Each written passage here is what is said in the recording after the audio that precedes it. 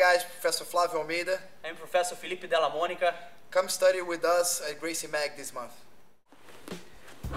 You're gonna approach your partner, always putting the weight on the hip, on the same side you wanna throw him to. You can choose whatever grip you want. I first approach with the underhook, all right? I'm gonna grab his belt, but at the same time, I'm gonna grab his gi. So if I turn a little bit, you'll see that I'm anchoring my hand on his gi.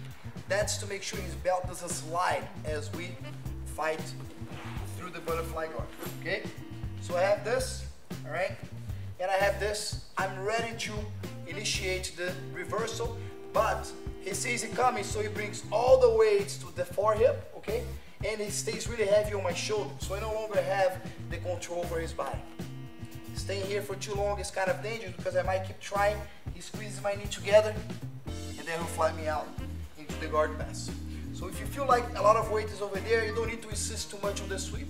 We're gonna do a transition into the back. So let go of the hand, give the lapel to that hand, all right? Regain control over his wrist, and then this grip gives you enough leverage to actually launch for the sweep. But you don't have control over that hand, so most likely he's gonna go ahead and post his hand on the floor. At this point here, he's got too much base over there, so it's no longer worth for me trying to go for the sweep. I'm gonna use the bottom leg, turn that into a hook, so I can then take away the original hook. Do a little hip escape. That adds weight, forces his knee into the ground, and you can start coming up. Using your elbow, then your knee, and you're gonna finish here on his back. Hello Graciemag fans. Professor Philipe Della and I, we spent a couple of hours here studying the butterfly guard game. It's a famous guard. It's a central part of the Jiu-Jitsu guard. You know, once people decide to open their guards, it's gotta, somehow people gotta be able to apply the hook guard or the butterfly guard, especially when your opponent's passing with his knees on the floor, at least one of them. And even though it's a very effective guard, I don't see it being used as much in competition these days anymore. Maybe it's because people are standing up more to pass. Maybe just because we're not spending enough time, studying how to bring our opponents, bring our training partners, regardless of how they behave on top, into our butterfly guard game.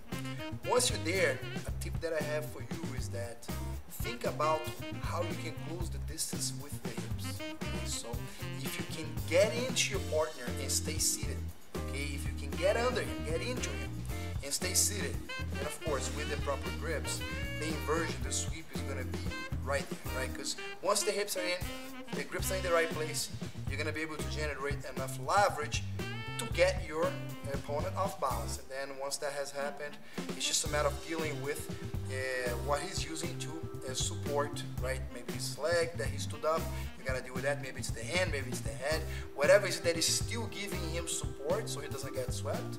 You gotta deal with that once you're off balance. One day, Professor, if you have any tips for the Graciemag fans about how to behave on when you're dealing with somebody that is doing the butterfly guard, or maybe your tip has to do with something that the guy on the bottom does that gives you a hard time to pass even though you have great speed on top. I think the way you position yourself and the grips is really important in all the jiu-jitsu positions. But on the butterfly guard, it's really clear, when the guy comes in and they get the right grips and has the right position.